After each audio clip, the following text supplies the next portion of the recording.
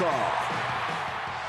All right, thanks a lot, Ken, and thank you for tuning in to the Ireland Contracting Nightly Sports Call. Rich Walsh alongside Paul Zeise. Give us a phone call tonight, 412-575-2600 is the number. I'm at Richie Walsh. You can hit me up on Twitter. He's at Paul Zeise.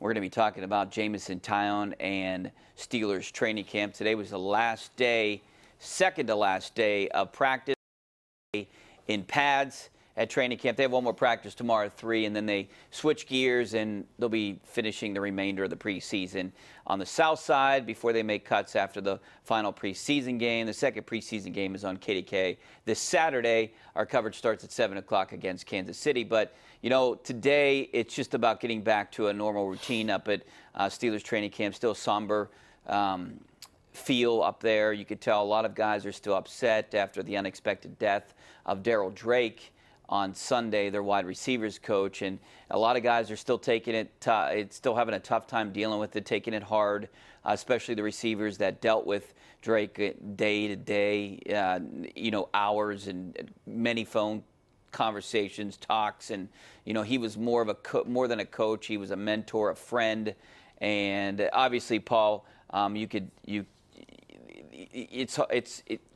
these guys are struggling right now. I mean, this guy was a friend. It's like losing not only your coach, but, a father figure.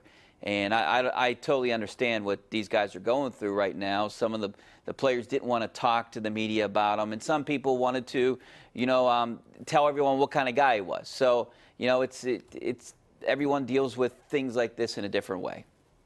Yeah, and it's going to be interesting to see how they overcome this. So it's luckily for them, they have a exhibition or preseason or whatever you want to call it game on Sunday, and it's not, or what is it, Saturday, whatever day Saturday. it is. Saturday. It's not a real game, Yeah. So that probably makes it a little bit easier from the standpoint of they don't really have to mentally be dialed in as much as they do. It's tough. And then you read the story today from Ed Bouchette that makes it even worse or makes it even tougher is he went to the hospital Saturday night with chest pains, and they said everything was normal. They said they didn't find anything abnormal, which, but they wanted to keep him, right? They wanted to keep him for observation. That's the thing, that makes it difficult, because then he said, no, I want to go back to camp. And if he would have stayed, he might be living now. Yeah, we don't know that. There's two ways to look at it. I was talking to somebody about this today. There's two ways to look at it. I look at it as when it's your day, it's your day. Like when it's your time, it's your day, it's your day. So maybe if he'd have stayed in the hospital, something else might happen. He would have died at the hospital. I mean, that's the way I look at it, right? But there are some people that believe that, hey, God gives you a warning, and the warning is, hey, you've got chest pains, go to the hospital and get taken care of, and let them take care of you.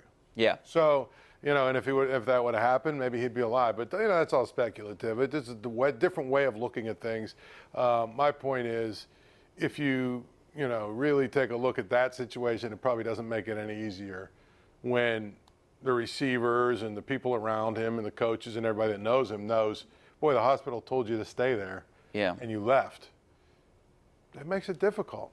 Juju didn't want to talk today. Ryan Switzer didn't want to talk. Dante Moncrief. And I totally understand that, whenever they're ready or if they're ready to talk, they can talk about this guy. And the one thing some of the other guys said, Al Villanueva talked a little bit about rallying around this. And Benny Snell talked about, hey, we're going to use this as motivation. We're going to play for him. Yeah. So I could see maybe guys trying to say, this is, Al talked a little bit about what kind of guy he was, and he would want them to go out and play hard for him. So maybe you do get guys rallying around this. Yeah, I could see it going both ways. But the thing that you pointed out, it's preseason. Yeah, so it's a preseason. So I think that's the important thing is they don't have to rally around anything right now. They've got 3 weeks or 4 weeks till they start playing games that matter. And by that point, you never get over it. But by that point, the focus will be back on football. Well, the other big news today, and it's huge news and bad news for the Buccos, Jamison Tyone will miss the entire 2020 season. He had to have Tommy John surgery. He had that elbow flexor surgery yesterday, and they saw that he needed to have Tommy John surgery as well, and they performed that today. Dr. Olchek in New York performed the surgery, so that means he'll miss the entire 2020 season. You know, Paul, let's just start from the beginning of this. What if he would have had the surgery when they found out in maybe May or April that he was having issues? Then potentially he still might have missed all of next year, but they could have caught it sooner. They could have had the surgery done sooner. He would be 3 months into his rehab already. Yeah. And so, you know, maybe he would have been able to come back next July or something, or, you know what I mean, at least get half of next season. This is really difficult. It's tough news.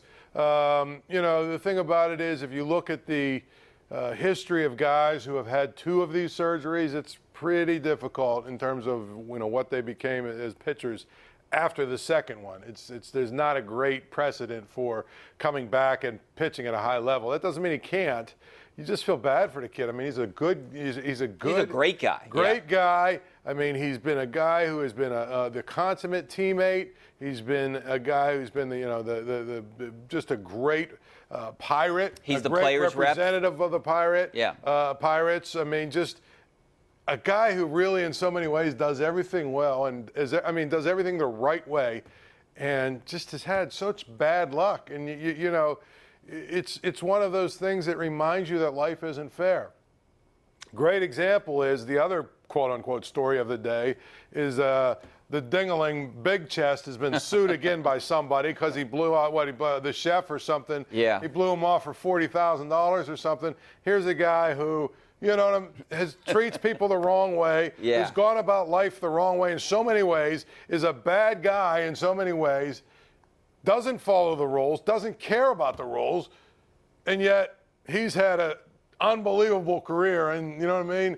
A guy like Jameson Taillon, who does everything the right way, just continues to get hurt and everything else. It's a shame. Right before he was probably ready to cash in too. You know, you hit arbitration. That's when you start making the big money, and he was going to command big money at some point if he pitched the way he did. And you know what I want to get into after the break. We got to take a break right now, but what I want to get into with you is, hey, where do the Pirates go from here? It's even worse that it happens to a team like the Pirates, because you know they're not going to try to replace him in free agency, and that's the most frustrating part of this whole thing. So we got to take a break. Back with your questions. 412-575-2600 is the number. We'll be back in 2 minutes.